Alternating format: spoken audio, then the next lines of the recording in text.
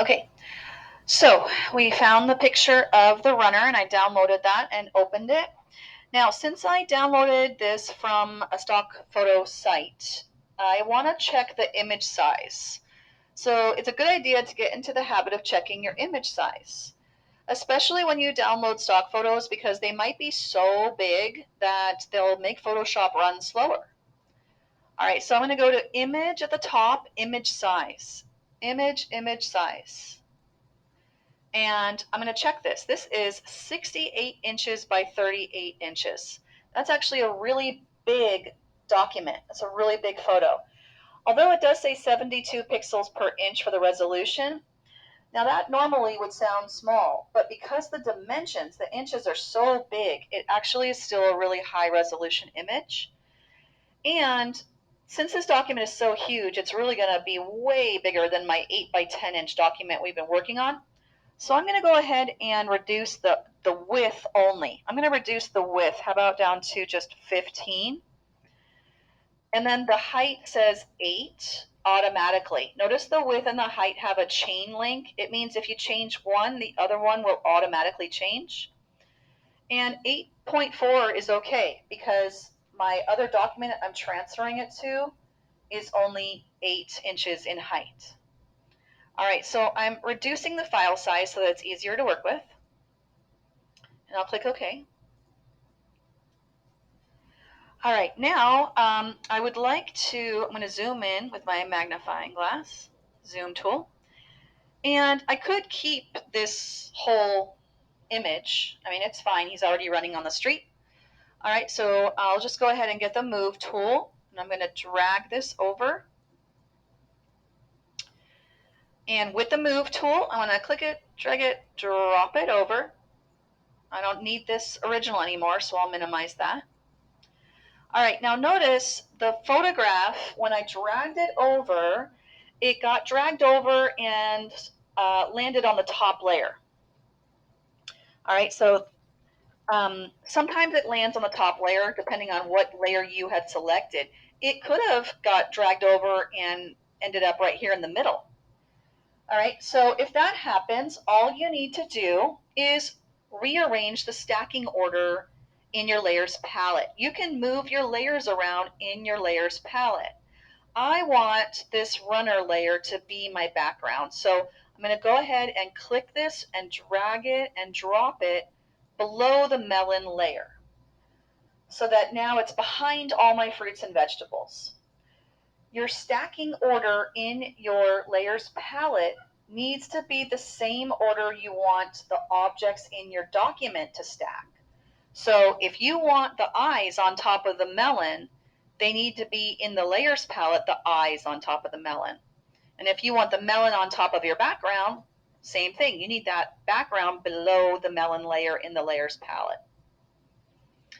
Okay, so now I'm ready to resize that background image. I'm going to go to Edit, Transform, Scale, or Control T. And I'll resize. I'm going to go ahead and just make it way bigger. And in this case, I'm sort of losing part of the photograph. And by the way, once I made it bigger, look at how it went off the scratch board. I can't even get to the bounding box anymore. So what I'm going to do is zoom out with what's called the navigator. I'm going to go to Window at the top and open up my navigator palette. Remember, when you drop down the window menu, you've got a whole bunch more palettes available to you. All right, so let's open up the navigator. The navigator lets you navigate your document. So this is what the navigator looks like right here. It's got a little window that shows me my whole document. Right underneath it is this tiny mountain and big mountain and this triangle bar. So if you zoom towards the tiny mountain, you zoom way out. And if you pull towards the right mountain, you zoom way in. It's just another way to look at your document. Remember, there's lots of ways to do the same thing in Photoshop. So I'm going to zoom a little out with my navigator. And now I can see the outside of the bounding box.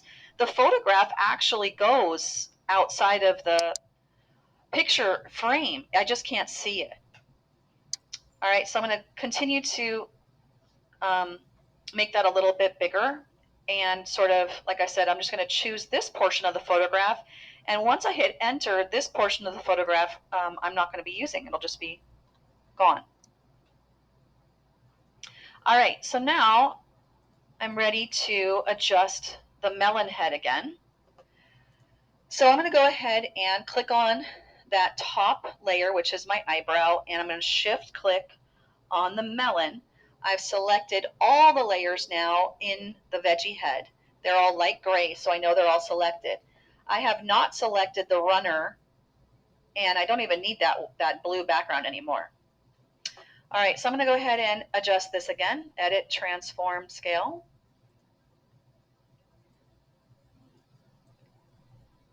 Okay, and now obviously the guy is running towards the side and the veggie head is looking straight at us. So not totally realistic. Maybe maybe I could at least rotate it. Let's go to Edit, Transform, Rotate. Or if I went to Control T, I would still be able to rotate at the same time. All right, well, a little bit better.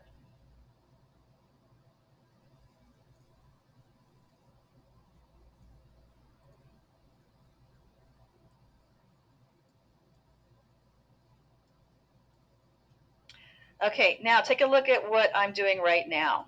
Do you see what I just did? See how I sort of made his face turn to the side? See that? I'm going to do that again. Take a look. Edit, undo, free, transform. All right, so right now it's, the wrong perspective. It's looking straight at us when the body is running to the side. I'm going to go to Edit, Transform, Scale, and Rotate. Okay, so I rotated it a little bit, and like I said, that's okay, but he's still not turned. All right, I'm going to go back to Edit, Transform, Perspective. Edit, Transform, Perspective.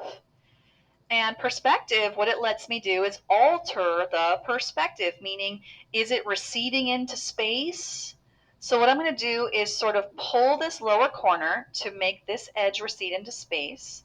And I'm going to pull this corner out and up to make this side of the head kind of balloon out this way and what's called the depth. It's going to extrude the depth back a little bit. And now it gives the illusion that the head has been turned to the side. Okay, and that looks a little bit more realistic.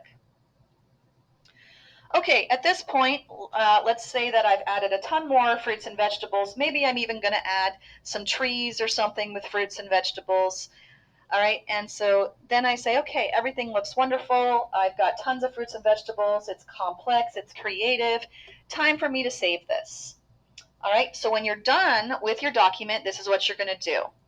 First off, make sure you save a copy with all of your layers. I'm going to go to File, Save As, Save on Computer. And I'm going to make sure this is called My Last Name Veggie. I'm keeping it as a Photoshop document because I want this copy in case I want to edit later. And yes, I'll replace it because it's still got all my layers. That's okay. So I'll click yes and okay. All right, so I have that copy saved to my desktop and I'm going to upload it to my Google Drive in a minute. But now it's time for me to turn this into a JPEG and turn it into Google Classroom. So first off, what I need to do is flatten my layers. I'm going to go to Layer, Flatten Image. When I go to Layer, Flatten Image, it's going to get rid of all my layers and it's going to condense the file size. That's a good thing when you turn in your JPEGs. All right, so I'm going to Layer, Flatten Image. Now take a look at my layers palette. Look at that. All my layers are gone. I can no longer edit those layers. So don't do this until you are 100% certain you're done. And you've already saved a copy with your layers. All right, so I flattened it. Now it's time to save again. Don't go to File, Save. You'll save over your previous document. I'm going to go to File, Save As, Save on Computer, and take a look. I'm going to drop down where it says Save As Type, and I'm going to choose JPEG. Okay, so I'm switching it to a JPEG, and when I save it, it's going to be a brand new file. It's not going to save over my previous document. All right, so I chose Save as Type JPEG, and I'll click Save. Now it's going to pop up JPEG options. This is a pretty small file to begin with, so you can stick with a high quality, like 10 or 11, and click OK. All right, so then we can see if I minimize. All right, my JPEG then is right here on my desktop. There it is. Okay, and it just opened up in Windows Viewer Paint. But there's my final file, my JPEG, and I'm ready to upload my JPEG to Google Classroom.